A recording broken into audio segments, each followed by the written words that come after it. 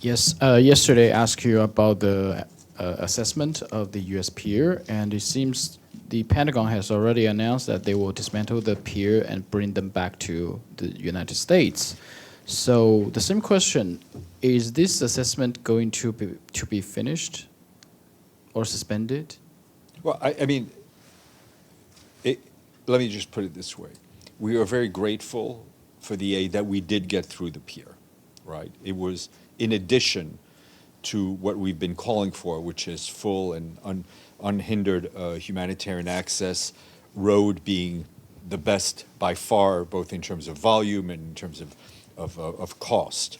The pier was offered. As I said, we're grateful for the aid that our colleagues were able to pick up and distribute. So we say thank you for that. Our position in terms of what is needed remains unchanged. Obviously, if there's no more pier, the issue of the assessment of how to use the pier is no longer is moot.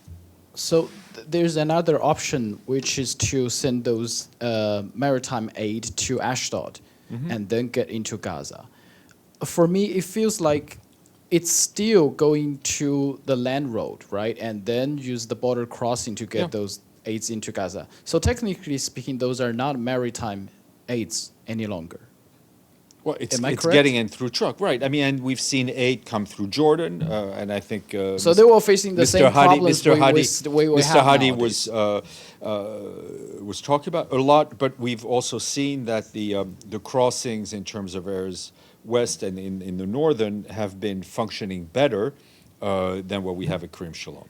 And what about Rafah? Do you have any update about Rafah border crossing? There's negotiations still? I mean, it's still, we don't, let me just put it this way. The keys to the Rafah crossing are not in the pocket of a senior UN official, right?